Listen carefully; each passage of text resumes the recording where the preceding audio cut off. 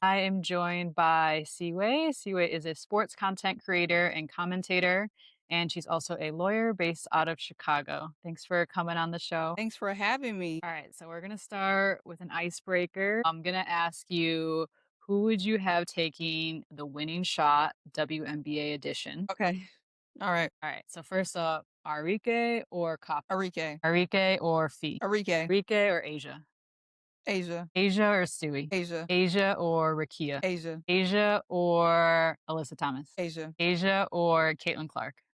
Asia. Asia or Paige? Still got to go with Asia. All It's right, tough last once one. Asia gets in the mix. Yeah. Asia or Kelsey Mitchell? Last one. That's a good one. I'm gonna go with Asia still. All Got right. to go with the Yeah, best player in the world. Have to. absolutely. Now we're going to get a little bit into your background. So as I mentioned, you're content creator, sports commentator, as well as you're a lawyer. Yes. So when did you start making content or videos online, and what was kind of the motivation to start for you? Yeah. So I started about 2.5 years ago. I kind of did YouTube in a completely different space on like doing panels about actually reality TV. And so something completely different. And so people have been pushing me to, get my own channel, do my own things, but I just didn't feel really drawn to do a channel based on that. And it was like right before the Olympics, and it was a little bit before the Olympics, and I've always loved basketball. Basketball is like it's always been my heart. And so I just started making videos about basketball. It was the NBA, it was the WNBA. Um, and then when the Olympics rolled around, I made a lot of content about the Olympics and some track and field. And I discovered I'm like, wait, this is like a niche for me. Like this is actually something that I really enjoy doing and that people seem to, be receptive to the work that I'm doing. And so yeah, it was really just natural, just making videos about basketball because I always loved basketball. And then I kind of focused in on women's sports just over time. It was just naturally something that I felt like I gravitated more to, specifically the Chicago Sky and stuff here in Chicago. But all of the W is just something that I was just really passionate about. So it kind of all like organically flowed together. So Nice. um, Yeah, I like what you said about like it just comes naturally to you, and you have fun with it. Because I feel like yeah, when you're making content long term, like the goal should be to have fun, or you're like kind of gonna burn out and just not enjoy it. right. You have to enjoy it, and people have to feel like you're doing it organically. It's not Yeah, a force. And I think because everything kind of just like flowed the way I kind of got into it, I just didn't force it. It kind of just came to me, and I really enjoy doing it. And people around me encouraged me to keep doing. Like, you're good at this. Keep going. Keep going. I was like, okay. that's Um, nice. Yeah. yeah. That kind So of like outside validation and support is really helpful, because sometimes it's like we're just making videos, in our room, and we're like, is this doing anything? Like, what right. is this, accomplishing? But it is really good to get great feedback. And yeah, I love your stuff. I love the way you articulate things. Thank you. And obviously your law background is extremely unique, Yeah. and super, super helpful. And we'll get into that as well. But for viewers, you have any quick advice for like kind of what does well for your content, or like what kind of, when your videos perform, what do you think it is that, makes them do well? Yeah, that's a good question and something that I think about all the time. I think a couple of things. When you have community, when you're posting on TikTok, Instagram, you don't want to just be in a silo. You want to actually be an authentic community with other people. So you're able to see different topics and figure out where you can kind of add your 2 cents. And so videos of mine I think do really well are either topics that my peers or people I'm in a community with are already talking about. That may not be on TikTok, but it may be on X or it may be on Threads.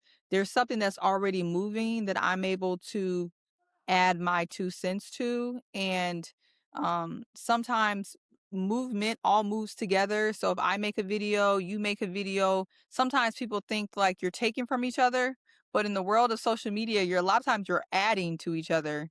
And so I think it's viewing your peers not as competition, but as ways to inspire each other because sometimes our videos all move together. So I think just not working in a silo.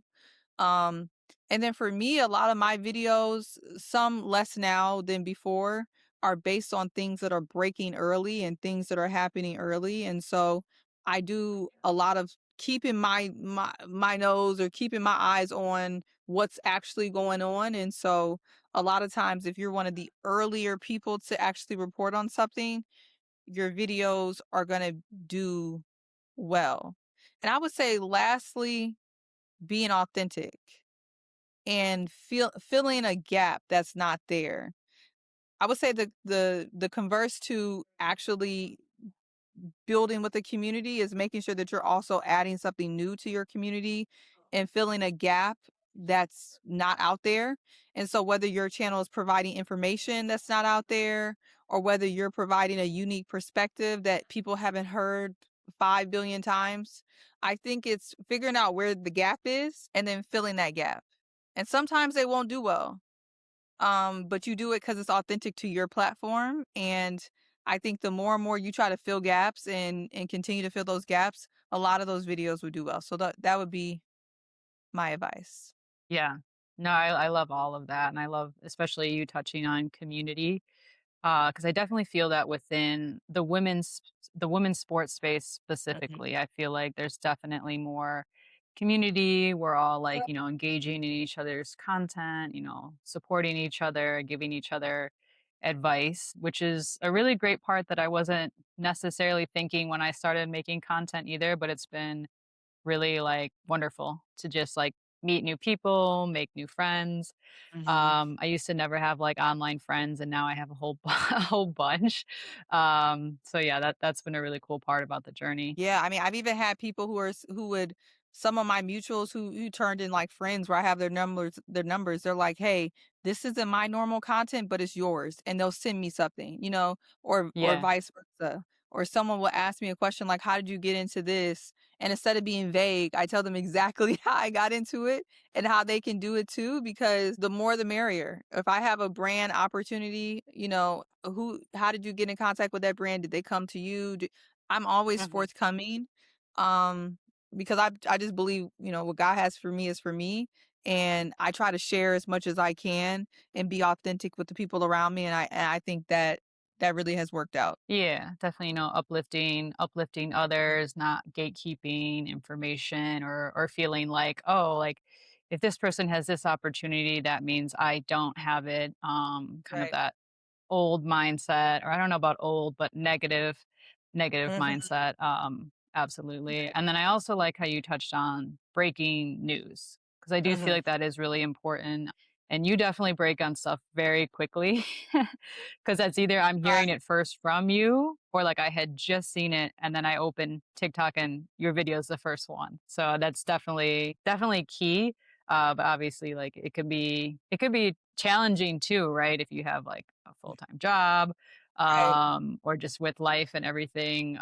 Do you find any challenges with that? It seems like you've found a good routine that works for you to just kind of break news as soon as it drops. Yeah, I've actually found a lot of challenges with that. And I think a lot of people have asked me, like, how do you do these things? I know we may touch on this later, how do I do everything? And it's not easy. There's definitely have been phases where I've been able to dedicate more time to try to stay up on the content, the breaking news. And I've had other phases where I'm like, I have to dive more into my legal work. I have to pay more attention to my full-time job, or I also coach. I had to dedicate a lot of time to coaching. And so I was kind of quiet over the last couple of months. And people are like, oh, we haven't seen you. It's because I was coaching and you cannot do everything well at the same time. And if you try to do Mhm. everything well at the same time, something is going to fall. And so, yeah, but definitely during phases like during the summer, I really honed in on, my platform and breaking news and things like that, and during, the transfer portal time, I tried to really hone in during that time because I know people were looking at me for who's transferring, who's being terminated, things like that, and so I give little pockets of energy, and if I don't always have it, then I don't have it. But yeah, it's a lot of work and it's a lot of time, especially when you're working. And most of us are working full time. So Right, yeah, I would say most of us, it's like creating content isn't the right, full-time gig, but going back to what we were saying earlier, it's like you really have to love it and enjoy it. Because even if it's like, "Oh, the last thing I wanna do is make a video," it's still something that you care about and you're passionate about, and it'll translate, right. in the videos. So you do a little bit of reporting for the Sky, or you've been invited to some W games to do some media. Yes. Can you talk a little bit about that experience and what that's been like for you? Completely different worlds. Completely different world. I have to say, as a person who I've been an attorney now for 5 years, when I switched over to reporting, even though I'm still an attorney, but when I like picked up reporting and did the Sky for the first time this summer, and I covered lots of different teams over the summer. It was a great but humbling experience because you're now stepping into a lane that there's people who've been doing this as their full-time job, or there's people who've been doing this as their part-time job for a really, really long time. And so it was definitely a learning curve. You're in Rome, you're trying to do what the Romans do. You're trying to figure out, how do you ask the questions? How do you tactfully get your questions asked in scrum? And scrum is when, for the viewers, when you're all kind of, you see reporters in a huddle and you have your, microphone trying to ask your questions. You're figuring out what you can report on, what's inappropriate to report on. How do you navigate, asking players for interviews? How do you navigate forming relationships and play with players, but also being objective? It's interesting. It's definitely interesting, but I gotta say I've met so many amazing people here in Chicago.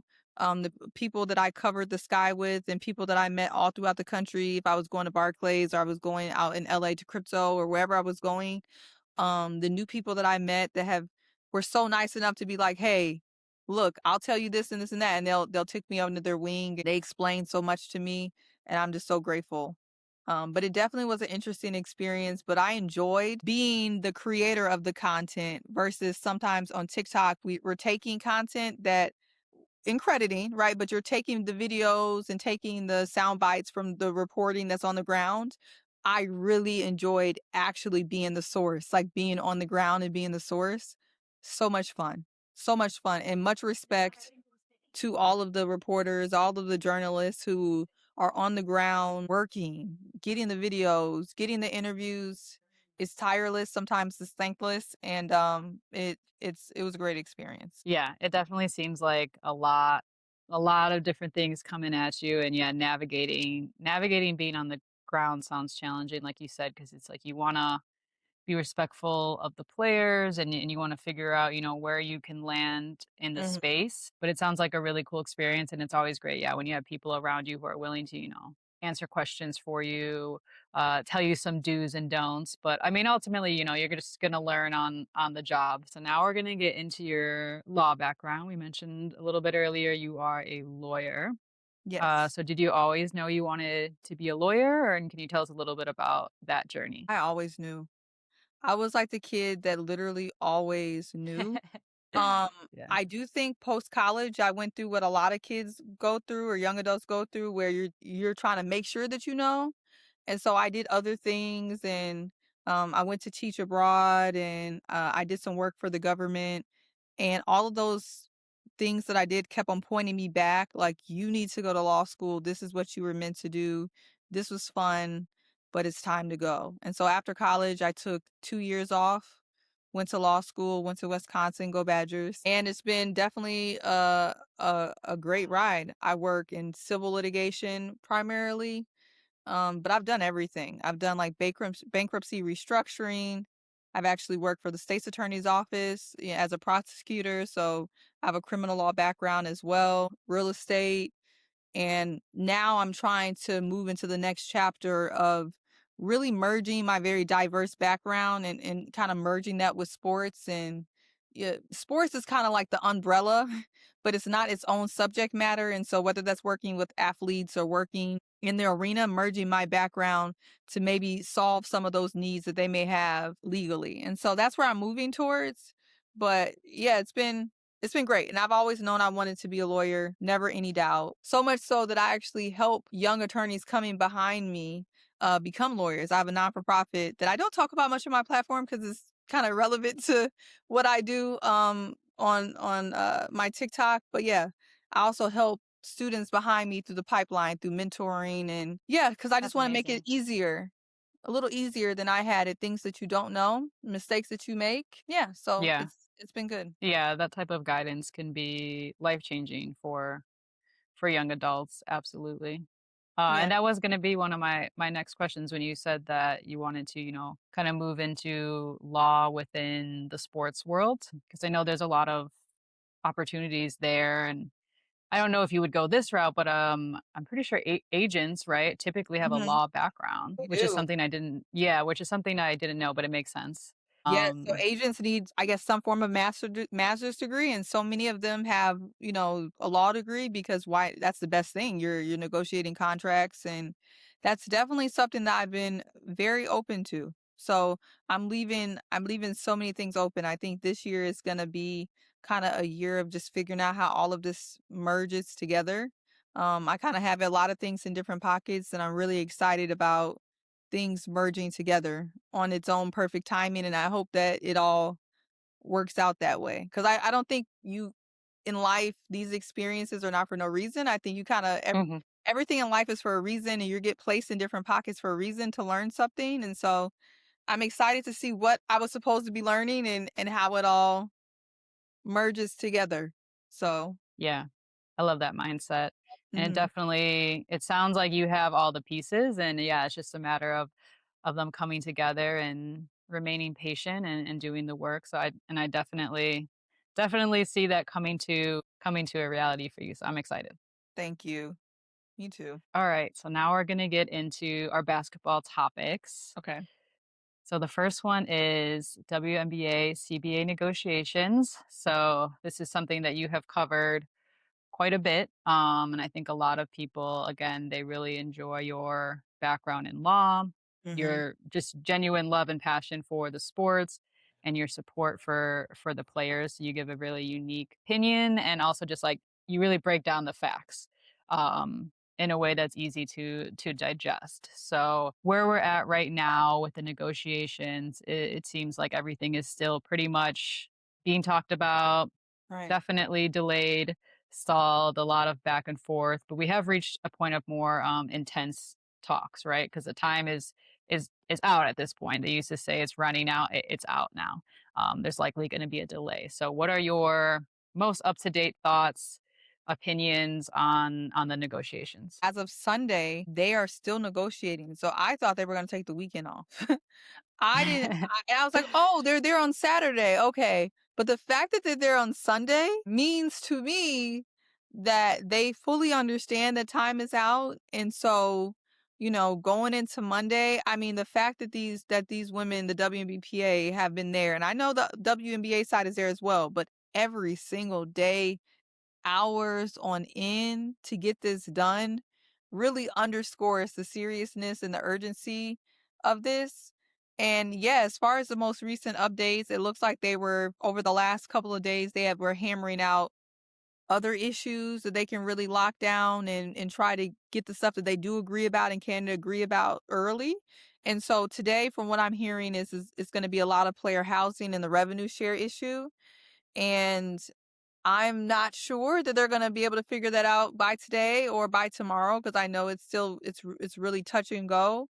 But I do like that it appears that they really knocked out some of the other ancillary things, and so now they're moving towards the big button, big ticket item, which is interesting. And the information that came out, the numbers that were being reported, didn't seem much better than some of the numbers that were being reported before. And now that makes sense. The fact that, today is the day that they're really hammering that out. From the reports, it looks like they were still at what they're calling 15% gross revenue, 70% net, based on the numbers that I know the W is providing. And I know that's far from what the players want. And The so players I want hope closer to like 30, right? they came in at 27. I know there were some talks. I'm not sure if they agreed that they were willing to move to 24, but I know they at least were at 27.5. And so 15 is far from 27.5. And Very, yeah. yeah, I think they're just gonna have to it's gonna be a tough issue because the W has to split their profits amongst a lot more people, right? And it probably makes this issue a little bit difficult, but there will be no profit without the players. And so that's kind of not the players' problem. And so I really hope that they're able to really figure this out because the W is going up. It's going up. In this CBA, if this is going to be a 7 or 8 year CBA, this is important. It's not about matching where they're at now. It's projecting where they're going to be at in 8 years.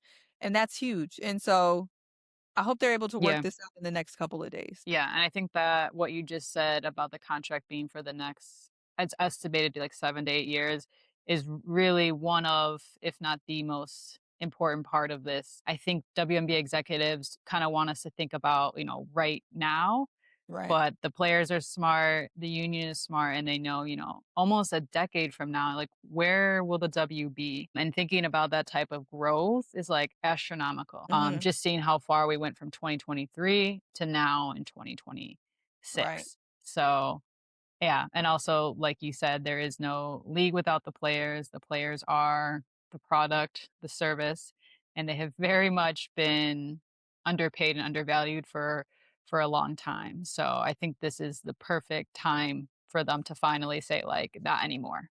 Because if not now, the next time won't be for almost a decade.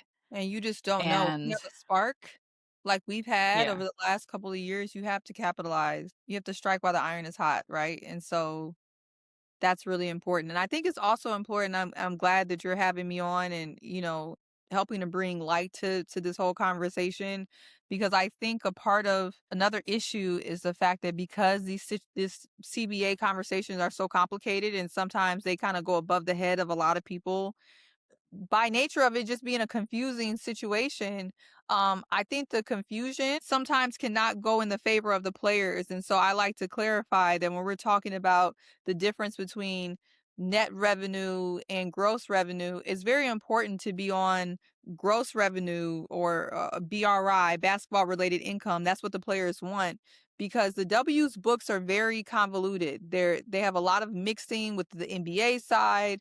There's not a lot of clarity. I know even I've spoken to, players and members of the Players Association, and there's still not a lot of clarity. It's not as much clarity as there should be. And so when there's a lack of clarity, you don't want to wait till the W decides what their expenses are before you're paid. You want that gross revenue number, and that's really important. It's not about salaries because the numbers that are coming out, oh, they're going to be paid this and that. These players are not flipping out over salaries. They want the equity and they want what's right. And I think that's the message that needs to be out there.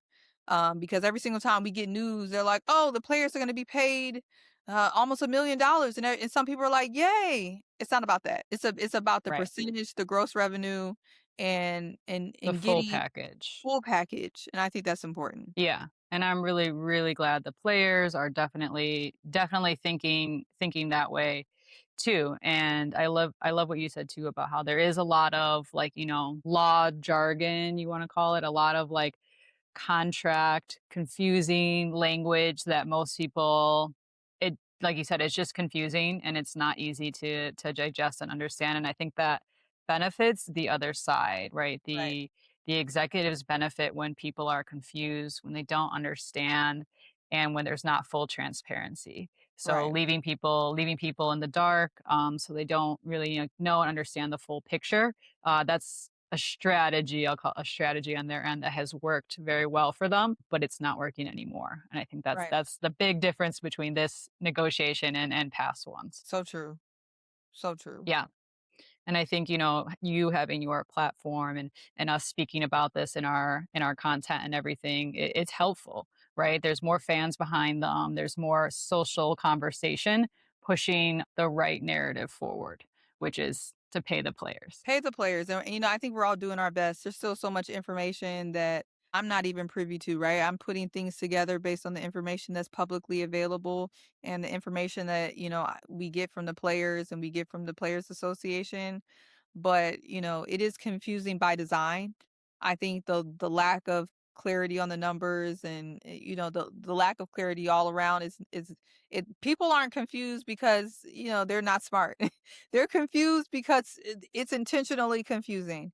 And so Right. I do my best to try to bring clarity where I can because I know it's intentionally confusing. Yeah, that's another good point because I think there's been the narrative of like players aren't smart, the fans aren't smart enough, but there's like you said, there's a difference between someone not being smart and someone intentionally being left in the dark where they don't have access to certain information because it's being hidden from them essentially. I do hope that it gets done when the deal is right, and if the season is affected, you're talking about temporary loss over a real long-term gain, and it's not just a gain for the W players, but the women's basketball moves the needle for so many sports, and so I just wanna say I commend NECA and Terry Carmichael Jackson, the executive director of the Players Association, and Fee and Stewie, Brianna Turner, all these people who are there day in and day out doing this work, Alicia Clark, I commend them. I think they're,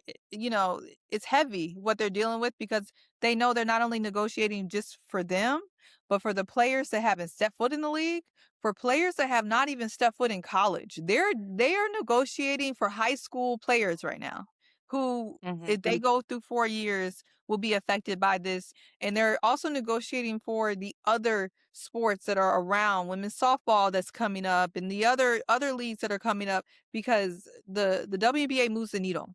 And so Yeah. it's heavy for them, and I just send them love because I know this is difficult. This is really, really difficult. Yeah. We definitely support them and like you said, if it means a strike or a delay in the season, we're fully behind them and by any means necessary to get the right deal that works for them. And I also really love what you said about, this affects other sports too. This is a historic deal. When they do eventually sign, it is going to affect, women's softball, women's hockey, some of the other sports that are much further behind in terms of, players getting paid well and getting benefits. So it will absolutely affect, other women's sports as well. So true. Now we're gonna transition into March Madness. Are you a big March Madness fan? Are you excited? I am. I am. And over the last 3 something years, I have been almost exclusively watching women's college basketball. I just check men's basketball for my bracket. I'll do a bracket over there. Um, Yeah. but I mean, March Madness was so good last year. It changed the trajectory of the draft. So many people popped up out of nowhere as far as the public was concerned and shot up the charts for the draft and March Madness. So, anything's possible. So I love it. I absolutely love it. Yeah, I think that the mindset anything is possible that March Madness brings, and then, of course, the upsets, the really close games, it just brings Mhm. so much excitement for us to look Yes. forward to that. Obviously, the regular season is exciting too, but there's just something really special about a March Madness. Yes, so exciting. Are you willing to share your Final Four predictions for the women's game? Okay, so I know that UConn and South Carolina are gonna be there. What I'm interested to see is if UCLA lives up to the hype. They do have a walking WNBA future WNBA team on their starting lineup. So many of their seniors are projected to go to the W, and so I wanna see how they do. I wanna see how LSU does, and I just wanna see some of the other teams, but I'm very confident that we're gonna see UConn and South Carolina for sure in the Final Four. I'm just interested to see what other team kinda shoots up other than that. And I'm not sure, we'll see if that's UCLA. I think they're projected to be the top number 1 seed, maybe even. And so I'm really interested to see how their trajectory goes and if anyone's able to upset them. I have similar teams. Texas maybe is interesting, and then also Vanderbilt has been quite interesting. So I'll definitely be keeping my eye on them. UConn, I think, is the very Right. obvious projected to win it all. Haven't lost this season.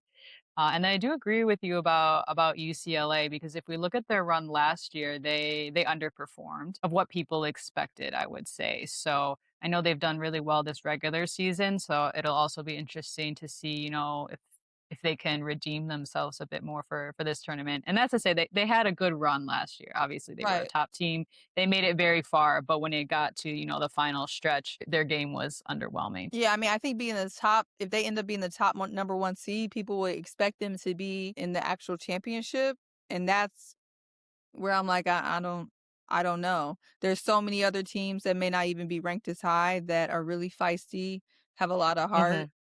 Mhm. And so, yeah, that's but I just know the way UConn is playing, UConn and just I just know they're gonna be there. It'd be interesting though to see with the fact that they haven't lost. It's always weird when when you don't experience a loss and you don't know what you need to work on fully. To see how that translates to the tournament. But I know they're gonna be there. It's in the champion. Yeah, and then, yeah, you're playing, most likely completely different teams that you haven't seen during your Right. regular season schedule, so hoping some of these teams give UConn some competition so the games are a little bit more Yes. closer, a little more Yeah. entertaining, not so much blowouts. We know those aren't as fun for the fans, but probably fun for UConn. Right. Um and then I would say South Carolina is another interesting one to mention because obviously we know they lost to Texas for the SEC tournament, which I guess it wasn't that surprising because they were pretty neck and neck, but it wasn't a close game by any means. So No, it'll yeah. be very interesting to see how they come back from losing the SEC tournament to now the March Madness run. Does that kind of give them the fuel to have a really deep run, or do we continue to see, the issues that we saw in that game against Texas? Yeah, I think they knew why they lost that game. They came off of a really gritty win with the LSU game, and I know so many people like to say LSU and South Carolina aren't rivals because South Carolina always wins. Well, what I would say is the way they prepare for those games, the way they play those games doesn't say the same. You know, South Carolina definitely has got the best of the rivalry but they were so locked into the LSU game that it seemed like when they got to the Texas game, it mentally it just they were a little checked out. I think during the tournament, that's just not going to be the case. I think they know why they lost. We all could tell why they lost. That was the craziest opening to a game for South Carolina. Let Texas go on a 14-0 run. I don't think we're going to see that again. And I think Texas was like, "Yay, great for us," but I don't think we're going to see that again. And Yeah, so I'm not too concerned. But Texas did look yeah. great. They came out punching. They look good. I don't think Dawn will allow that more than once. Texas too, though, they have been a little bit up and down this season. Same with LSU. That's why I feel like the Yeah. tournament, like we're kind of going into this, and it's like outside of UConn, we'll remove UConn from the conversation. Everyone else, it's kind of like up in the air, like anything could happen. Even with, LSU, if LSU and South Carolina end up matching up again at some point, LSU is closing in on getting closer to beating South Carolina. I think that's something that Kim talked about. Obviously disappointing to lose that many games in a row. But it does feel like they're getting closer to beating them. LSU would be the scariest team if I was an opponent to see in the tournament because they're like this close to mentally playing all four quarters, mentally not checking out. And we've seen them where all of their stars weren't even locked in at the same time. We've seen games where Malaysia was playing well and then Michaela Williams was just somewhere over there, sometimes even on the bench. We've seen games where Malaysia was playing and Michaela wasn't even playing or games that Flage's playing well, and Michaela's playing well, but Malaysia's not playing well, or all the different combinations. The scariest thing is to see a game where all of the stars are playing well, on top of Jada Richard in their bigs as well, and they don't check out and they don't fall apart. I mean, the tournament will be a really interesting time to kind of put that all together but if they put that all together, especially you're this is gonna be Flage's last game, last tournament. They're Yeah. scary. They would be the team I would not want to see because you just don't know what you're gonna get, and that would terrify Yeah, me. that's really interesting. Yeah, because we know they have the talent, but again, it's like, can all the players at once show up? And I feel like if Flage starts, leads the pack with, having an amazing performance, I think to me, she would be the X factor. She's the Yeah. point guard, she's the the veteran senior, and I know during the regular season she hasn't quite performed to maybe what was expected. So this would be the perfect time for her to turn it up. Yeah. And I expect she will. So LSU is scary. I'm not sure on my bracket. I'm going against them because they're scary. Yeah. So they're the X Factor team. I think them, Vanderbilt, and Kentucky, those are kind of some of the SEC teams I'm kind of interested to see how they play out. I think they're going to be pretty good. And I will say with LSU too, they also have really good underclassmen that are getting like solid minutes. So I would even say a couple of years from now, they would also, be a scary team to match up against. 100% agree. We're gonna transition into NBA. So this is Okay. our final segment, NBA finals. Any predictions for who you think will be in the finals? Well, now we see that Jason Tatum is back, and so the Celtics are kind Yeah. of on their run. I mean, he's a superhero. I mean, I know he said he was coming back, but everyone was kind of like, eh. Um, Yeah. It seems and early. I'm curious what you think about that because I think like 10 months is like almost unheard of from an Achilles tear to come back. with his regimen and what he was doing, I think he fully prepared for this comeback. It seemed like this is a goal of his, and if anybody can do it, I guess he can do it. Hopefully, he Okay. took all the time that he needs, but yeah, he was aggressive in his comeback, and it seemed like he spent his entire kind of living, waking, breathing into this comeback, and so it's great to see him back. This is not the same Celtics team though. And so I definitely would love to see Detroit coming out of the East. I think it's their time, and that would make me the most happy. I'll lock in for that. Coming out of the East. Out of the West, I'm not sure. I think no one ever knows. Out of the West, no one ever Yeah. knows. I don't know, but I would love to see Detroit coming out of the East. Okay. What about you? I would interested in So what you think. yeah, for the East, I was at Boston, obviously, the Cavs. And yeah, I agree about the Pistons just because like they've been so bad for so long. It would definitely be very, very cool. They're also close proximity to Chicago. That would be cool to see them make a finals appearance. And then in the West, I would say obviously we have OKC, the reigning champs. Yeah, Shea Gilgeous-Alexander, top contender for MVP. So I definitely would not write them out. Can they do it back to back now? We know that's less it's common, hard. but I personally would like to see the Spurs. So Victor and the Spurs making a finals run, I think that could be really exciting. The Spurs I know haven't been. they're in the mix, so Yeah, yeah. yeah. So I think like obviously logistically it makes sense to say OKC, but from a personal standpoint, I would like to see the Spurs in the finals. Yeah, that'd be fun. And Wemby is just good basketball. And he Yeah. cares. Like he really cares, and yeah, that would be fun. Honestly, the Spurs Detroit would be a lot of fun. Like it's like the new kids, Mm. the newbies. I hope they make that Yeah. happen. What they say, the NBA gods make that happen. Detroit and the Spurs would be great. Yeah, absolutely. Okay, so MVP run for regular season. Who you got? I know the top 3 right now are like Shai Gilgeous-Alexander, the Joker, obviously, he's just like always on that list. And then I think Victor actually for the first time is like top 3, I wanna say, because we know we call him the alien, he's doing things we've never seen before, but now it's been a couple of years in the league, so he's in the MVP race. I guess we're gonna have to see as it gets closer. I wonder how the Spurs end up shaking out. I feel like they just give it to Shea again. It probably makes the most sense. I don't see them giving it to Jokic again, unless the Nuggets just do something crazy. They do take into account, how well your team does by the end of the season too, right? Yeah, There's multiple things that are taken into account as well as, your fan base. I feel like SGA, I don't know, has a larger fan base. People love his fits too, like his yeah, style is awesome. The Joker, outside of basketball, I just know like those dancing videos, he likes horses.